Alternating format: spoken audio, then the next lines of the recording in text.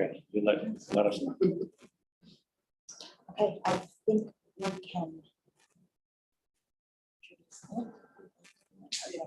I'll do that.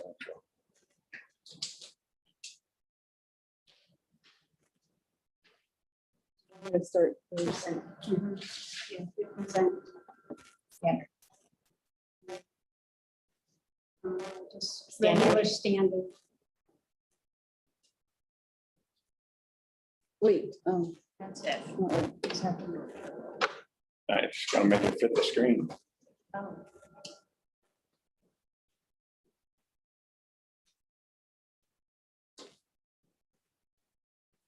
Okay, now we're good. I'm gonna move over a little bit.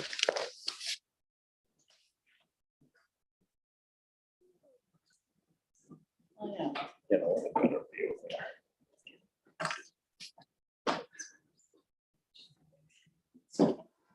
Okay, are we ready to begin? Ready? Are we streaming? Yes. Okay. All right, my name is Michael Proust. I'm the president of the trustees of the East Greenbush Library. Have been for a while. And I'd like to welcome everybody to this, our annual budget presentation meeting. The board of the library and the staff have been busy developing the proposed budget for next year. What basically happens is the budget is not fixed until we have a board meeting immediately following this, our monthly board meeting. This is what the board put together and a month ago voted on to present to the public. We're here basically to present it and listen to public input to the extent that there is some. And then we will, during our meeting, decide what we will put up.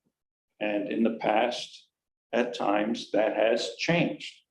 One time we had several people coming in here saying we weren't spending enough on books. So we made a change and spent some more money on books. The purpose of that is that this is not a done deal. And we're here to take input and react to the input that's given to us. There's been a significant effort in putting it together, as people can imagine. It's not easy. We are faced with the same problems that everybody else is with the inflation that we're encountering, the problems getting staff and keeping staff and getting staff that everybody else is encountering and recovering from COVID. So it wasn't an easy year for us. We had a lot of heavy discussions. And tonight, Lynn Ottekirk, our treasurer, is going to do the presentation. With that, I'd like to turn it over to Lynn. Hi. All right. Well, good evening and welcome. Like I said, my name is Lynn Ottekirk and I'm the treasurer. And I want to start by thanking Joe Dugas and the budget committee. It was a tremendous effort that we all put in to present a budget for you tonight. Thanks as well. I want to give special thanks to the board's compensation committee. That's an ad hoc committee that we established this year to evaluate the staff salaries and benefits and compare them with comparable libraries in the region. It had last been done in 2007. We felt it really needed to be done, and we tried to incorporate as many of the recommendations as we could in next year's budget. Next slide, please. A library's worth to its community can be measured in a number of ways. Our library excels based on, number one, the number of residents who benefit, take advantage of both in-person and virtual opportunities here at the library. Number two, our circulation, which I think is important to note that this library has the highest per capita circulation in the capital region. So we circulate a lot of materials to those who walk in our doors, drive through our drive-through, or do this digitally. Third would be awards and recognitions. And we're really proud this year for two. Number one, for the second year in a row, we were identified as the second best public library in the region by the Times Union Survey. And that's really remarkable, not just because we've done it and done it twice, but we're a very small hospital compared to some of the small library compared to some of them that were voted on in this way. So the 2023 library budget was prepared with an eye toward maintaining the kinds of services and programs that are so valued by our community, while supporting the library's efforts to innovate and evolve. At the same time, as always, we tried to balance that against the needs of the desire to minimize the burden on the taxpayers. We're going to talk about that a bit. Next slide. 4 major considerations drove the development of the 2023 budget. Number 1, to maintain quality library services by providing vibrant physical and virtual spaces, by developing diverse collections and offering diverse programs, investing in technology, safety, and security, and supporting the library staff who make all of this happen. So that was number 1. Number 2, in January of 2023, we intend to join 25 Upper Hudson libraries by migrating to fine free. What that means is that most fees for returning books late will be waived. Third, to ensure the library's long-term sustainability by replenishing reserve accounts to mitigate any financial impact of necessary but costly building repairs. Our building is 22 years old, and to most it might appear to be in great shape. It takes a lot of effort to keep it there, and it gets harder and harder every year as it ages. And finally, to offer transparency to the community by including all income and expenses, including gift, grant, and reserve capital income and expenses in the voter-approved budget. In the past, the voters have voted on the operating budget, and the board has approved all expenditures and acknowledged all income in all of the other budget categories. This year, we made a decision after much conversation that really the best way to give the voter, the public, a true sense of what it costs to operate the library is to integrate all of the accounts, all of the income, and all of the expenses into the budget that the voters approve. Next slide. What will it cost the taxpayers? The 2023 proposed tax levy of $1,867,757 will slightly increase the tax burden on the East Greenbush homeowner. While we were able to maintain the tax rate between 90 and 91 cents per $1,000 assessed value for 5 years, we were unable to do that this year. And there will be a 4 cent per 1,000 of assessed value increase up to 95 cents per $1,000. What does that mean to a homeowner in East Greenbush? What it means is that if you have a house at the median value of $225,000, you will pay $9.45 more per year, or 79 cents more per month for library services under this budget. Next. The proposed budget for 2023 is $2,332,682, which is $195,307 more than last year. I remind you again of this compilation of our budget because nearly half of the proposed budget increase reflects that accounting method change. So 91,500 is reflected in that accounting change. The 2023 budget includes all sources of income and expenses, including funds and accounts that used to be managed outside the voter process. We believe that this will be really helpful to the voter. We think it's a better budget, and we're very proud to be proposing this for 2023. Next slide, please. Since the library bond was paid off in 2020, the board has prioritized replenishing the reserve account to ensure the long-term financial health of the library. Planning today and saving incrementally saves us from catastrophic bills, especially as they relate to building support and maintenance. down the line. So we have done that. The 2023 budget includes $100,000 to replenish reserve funds in anticipation of future capital projects. There's a list down the right side. That's just a partial list of what we know is down the pipe. The ones that we think are coming soonest will include replacement of our roof, HVAC systems repair and replacement, as well as repaving of the community way. The library owns 1/3 of community way, plus repaving of our parking lot, of which we obviously are fully responsible. So those are some of the capital projects we know are imminent.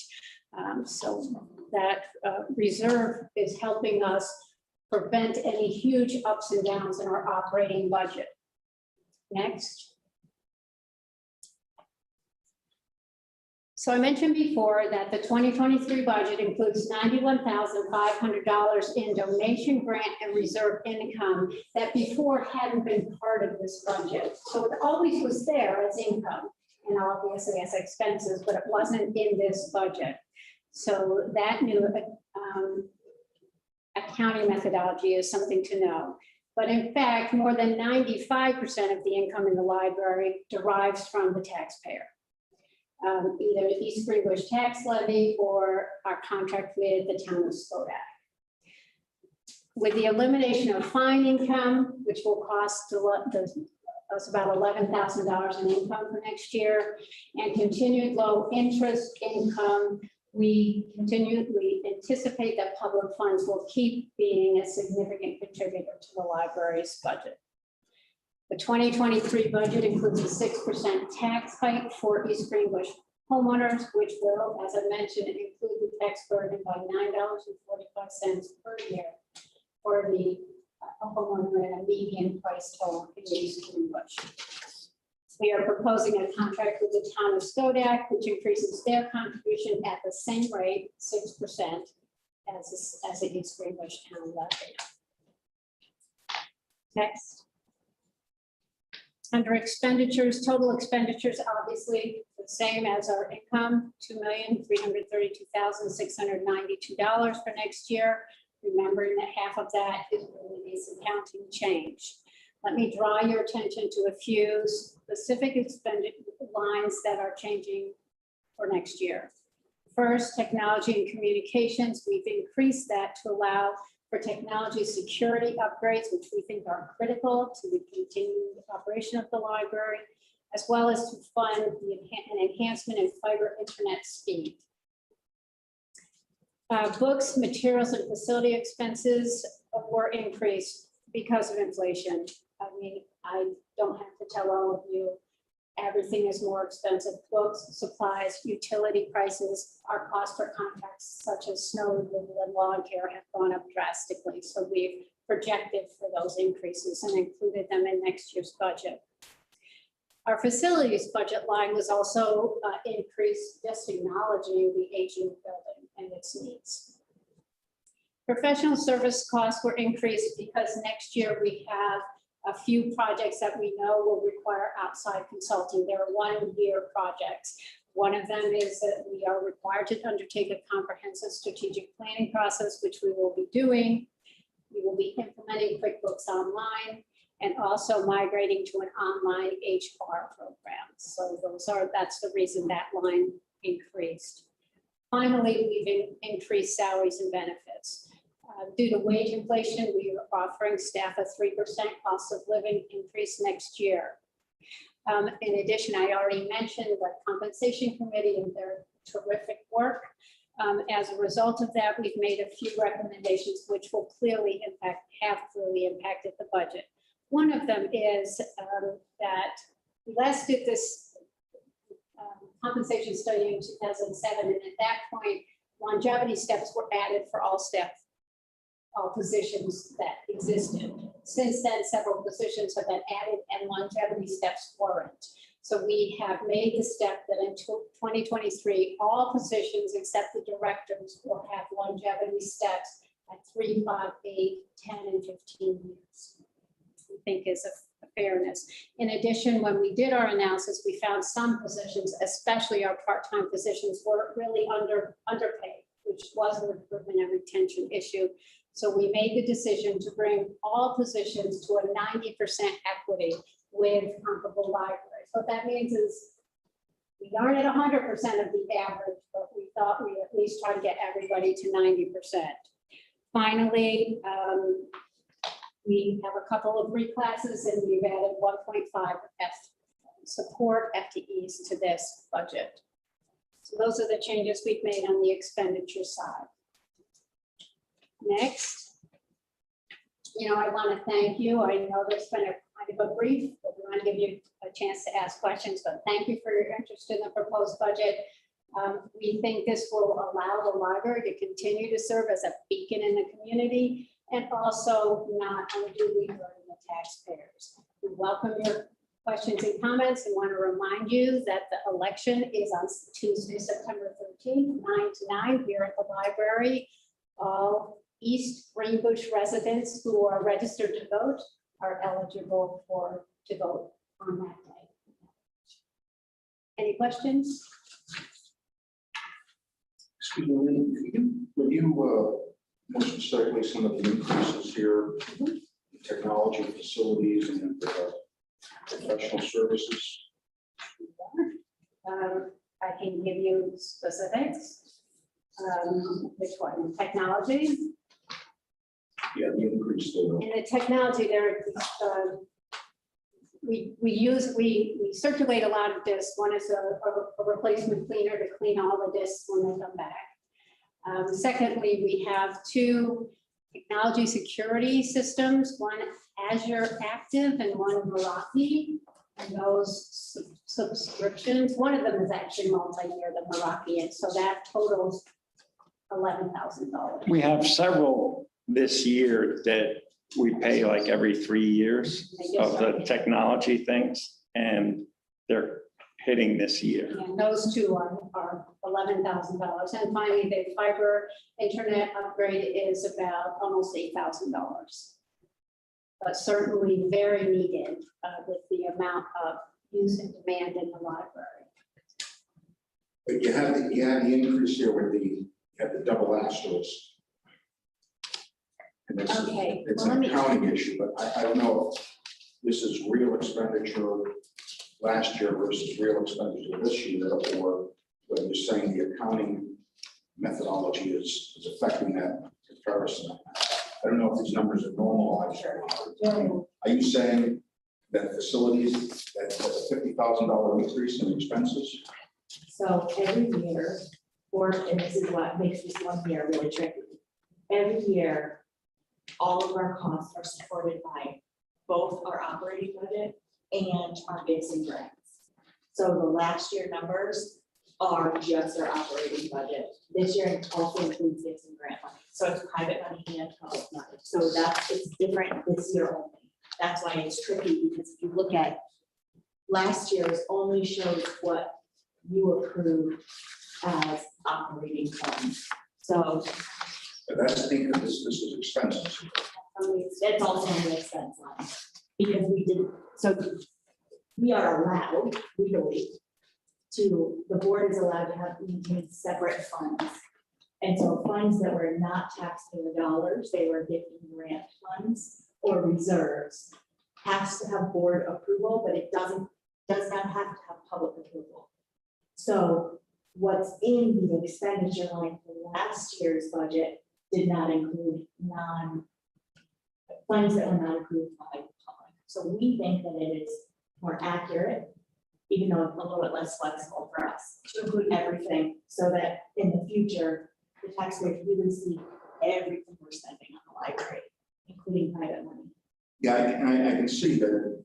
I know you're changing the accounting method and trying to be more transparent in that regard. But it still seems like you can't compare. You have these 2 columns. It looks like you're comparing one year to the other, but Yeah, and that happens in the first year that you do this. Next year, we will be able to compare because we'll have 2023 with all the funds reporting and 2024 proposed budget. But this year, we really can't.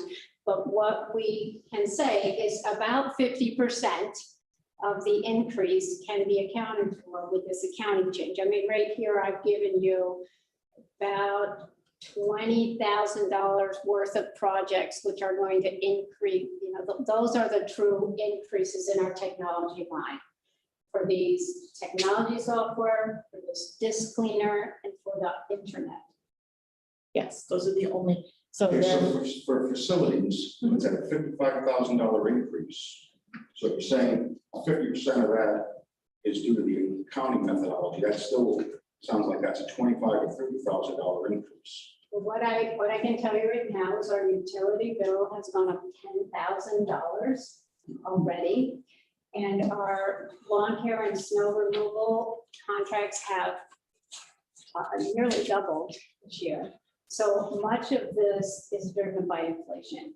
On top of that, we have found, as I mentioned about the aging building, it really is getting to be more expensive to do. We are fully spending our line for repairs and maintenance, partly because the costs are way up on everything, both contract costs as well as supply costs, and partly because our building is in need of more repair and maintenance. We're at that point.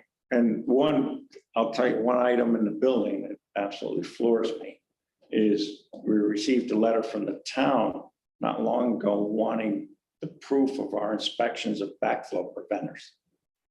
And so I went to look for those. Those are normally done every couple of years, and these tags are put on where they are. And I went looking for one, and our domestic water system I don't think has a backflow preventer on it.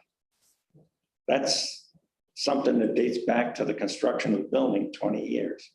And we've got to fix that. And, we run across those items. Yeah. Like with this construction, but this is a relatively simple building. You look at that hose library, they've got catastrophic issues. But we have if you walk around the outside of the building here at this point and look at that, and you start looking at the EFIS, the finish system on the outside of the building, and look at that, you'll see there are places where it is compromised.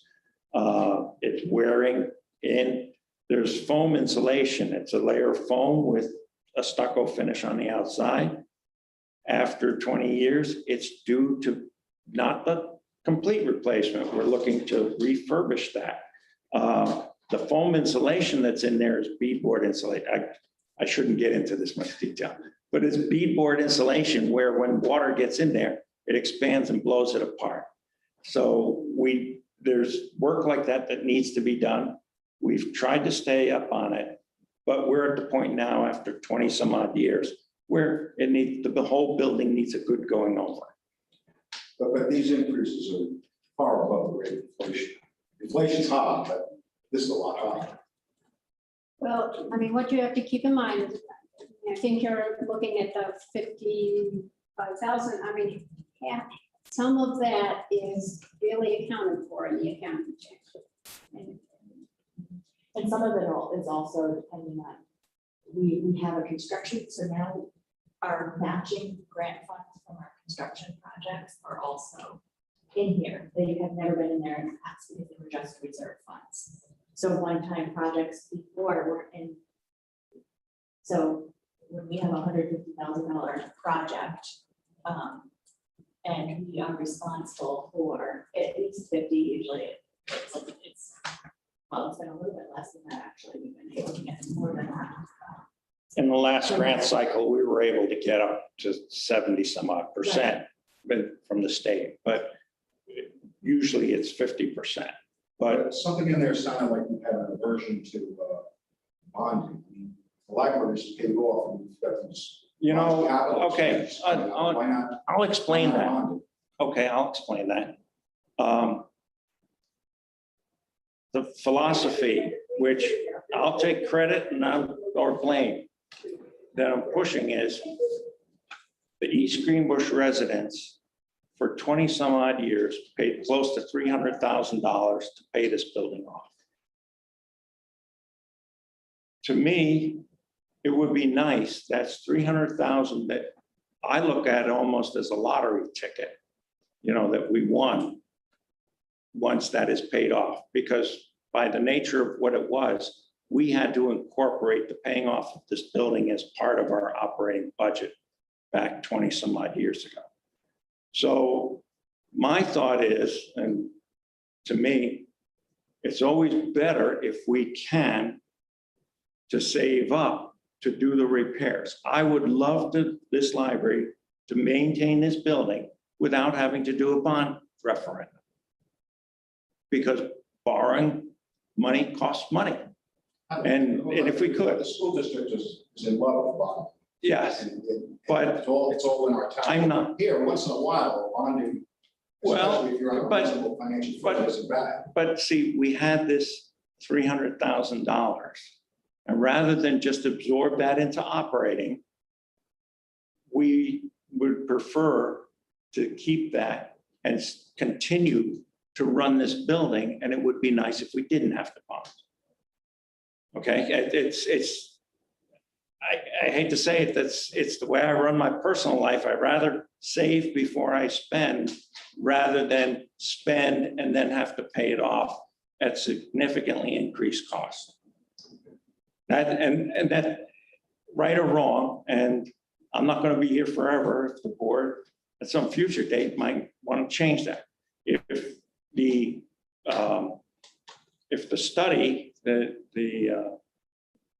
we've got to undergo to plan for the future, strategic planning study, if out of that, which the community will be a part of that study, if out of that it comes that, and I'm just throwing this out, that we need to put an addition on this building, that would be a bonding case.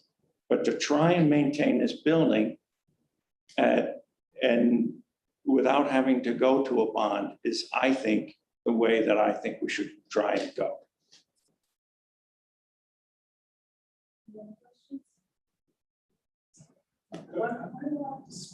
Of course you are. This whole conversation comes down to, do you maintain the building or do you wait till things fall apart and fix them? And what we've learned is our building is under control. What we've learned with buildings, like with infrastructure, we know when we now pretty much know it. So if the bond is paid off, since the account comes to us, I know that it is. This is the time to start putting money into the building. It's time to start putting money into reserve. And the town of East Greenbush is 25 years more on change because of two bonds that were done in the tax method. Ridiculous, pointless, and very expensive. I agree with the entire philosophy of what you're doing. And first off, that was a great presentation. I got to do mine in November. Can I borrow? You can. Absolutely. But the philosophy is correct. Bonding is expensive and it's an albatross. Things change so fast in what you have to find. But anyway, what I really want to say is this is why I came here tonight. I know we're not out of the pandemic. But in my view of the world, 2020 and 2021 were pandemic years. I just want to say to the board, to Jill, this library excelled through the pandemic. Maximized service, incredibly creative programs. This woman knows what she's doing. And this board, the philosophies and everything must be right, because this was a time where community institutions were tested. And in many communities, certain institutions were found wanting. This library is not one. You guys did a great job. We're always proud of this library. It's a beautiful library. And for my 2 cents, I'm with Mike Lee. I know he has more professional expertise on this. It's a beautiful building. We got to keep it up. It doesn't keep itself up in the wear and tear on buildings. It's better publicly access is extraordinary. But most importantly, congratulations, because you guys didn't miss, to the extent that was humanly possible, you didn't miss a beat during the pandemic. And as the town supervisor, who has this hyper focus on everything that happens in town, because it's always in my eyes and ears. Very much appreciate the contributions and the cooperation. And we work with the Y and the school district and the library. It was really, really professional.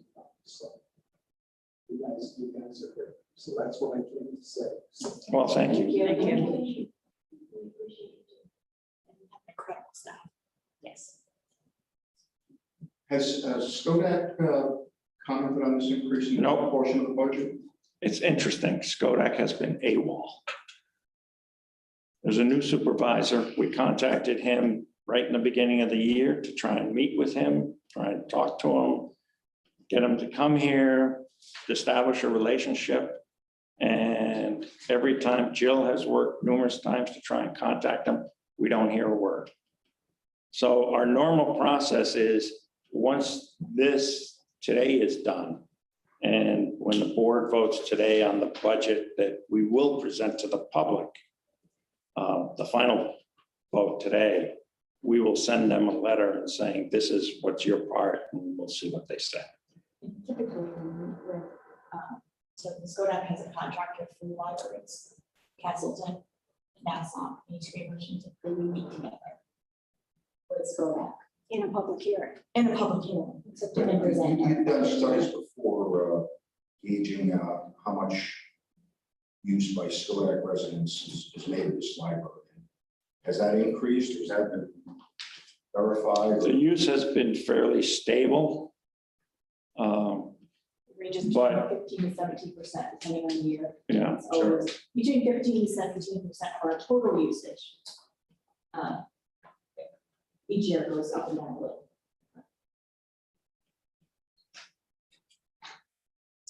Any other questions? As a comment, yeah. As those who know, Charlie, is my president of the Friends of the Library. And I just wanted to say, first off to Jill and all the staff and the board, thank you for putting together the budget information. It's really, really intricate and really detailed. And I appreciated learning it. And I think, it's kind of two takeaways I saw from it were two words were the value of the deliverables. And I think, Lynn, a lot of things you tie back to really they demonstrate the value that the library provides just kind of globally to the community, and also the specifics, like you said, from books, from circulation, periodicals, the resources, the program that's available. And for deliverables, I think, for the, you said it's the median house value, it's about $10. And I think the deliverables and the value that we get from the community for, if everyone checked out one book a year, that's almost 3 times the savings versus if you went online and bought it, went on center and bought a book. So I think the value is definitely there, and there's the deliverables to take away from the services the library provides. So I think it's a good return on investment for the ask for the communities being asked to put up and vote on. I think there's definitely a positive return there. So I appreciate the work everyone put in. I think it demonstrates that the value is there. One last comment, one last question. So how does the Upper Hudson Library contract come into our budget? Does the yeah, library pay them? yes. Professional services. That's under professional services. Has that increased or decreased? We'll